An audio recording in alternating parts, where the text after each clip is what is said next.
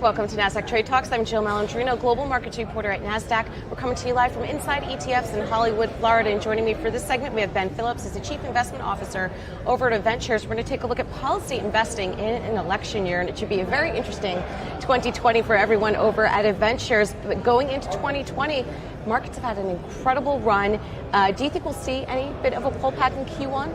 I do think so. I mean, we're seeing the start of it really on Friday and then this week. And we were expecting a 3 to 5% pullback, and then with the rally, we were kind of upping that a little bit to 5 to 7%. So I think we're seeing the first third of that so far. So markets were really overextended, and we're seeing that across sectors. We're seeing it across our policy themes. So a natural pullback here is actually okay. Yeah, and we're seeing that. I mean, of course, what's happening with the coronavirus, down almost 2% on the major averages as we're talking on January 27th. But my question to you is political noise around the campaigns, around the election itself. Does that really mean that there's policy risk? You know, it means that you have to look for other places where there's policy occurring, policy change and policy trends. So, you know, I think the best testament is we've had all of this noise since really Trump's been elected, right? A lot of just noise back and forth, a lot of not really bipartisanship, partisanship, right?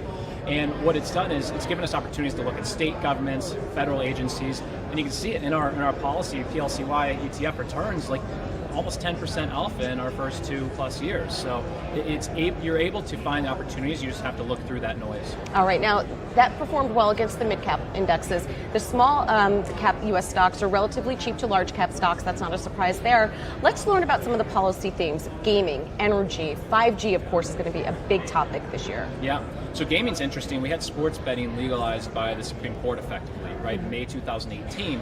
And then what we've seen since then is 14 states have passed measures to legalize sports betting. So we're seeing, you know, potentially 30 to 40 states are going to have fully legalized sports betting in the next 2 years. Big trend there.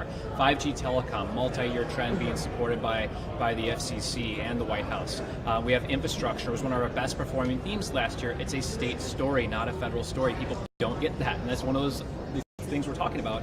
People don't really understand that it is that state story. There's 70% of infrastructure spending. Yeah, it's really interesting you bring that up, because the first thing that President Trump spoke about when he got in was infrastructure spending, and it sounded like a federal narrative, but it really starts locally. It does. It's local, and what we saw was instead of focusing on infrastructure, they went right after healthcare in the first few months of Trump's presidency. That really kind of shot the Republicans in the foot as far as other future legislative items in that first half of his term. So that really did hinder things, and that's why the state said we can't wait around any longer. We have to figure out how to spend on infrastructure. So you started seeing hikes in fuel taxes, vehicle registration taxes, all to pay for infrastructure at the state level. Yeah, well, that's good because it creates jobs, it creates income, which is great for GDP because consumer spend is such a large chunk of that. Now, looking towards, I would say, the second half of the year, that's when we're really going to understand what policies are going to be impacted as we narrow down the delegate field in the Democrat space. What will you be looking at? Where will risk be associated? Is it going to be healthcare? Are there other sectors of the market that you're looking at? Yeah, healthcare is interesting. It's had a lot of political, I guess, uncertainty and sentiment risk over the past 12 months. But not much has really been done. No, nothing's happened. Right.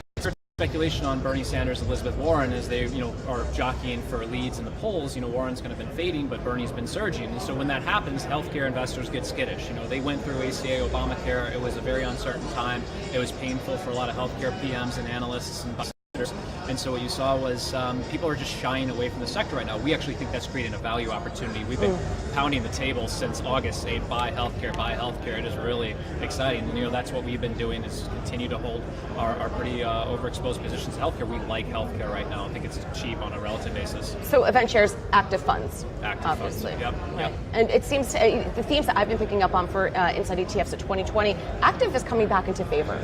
Yeah, I think when the market gets a little more volatile, especially people start saying, well, how am I going to manage my downside? Do I really want pure beta? I think people are also going to realize that some of these beta exposures they have to like tech ETFs, they've done really well on the upside, but they also have that same down beta, right? So I think people may be a little surprised by that, and I think the focus will revert back to active. All right, Ben. Great to see you as always. Cannot wait to catch up with you when we get into like the Q2, Q3 time of year, and the election will really be heating up. Great to see you as always. Thank you. And thanks for joining me on Trade Talks. I'm Jill Malandrino, Global Markets Reporter at Nasdaq.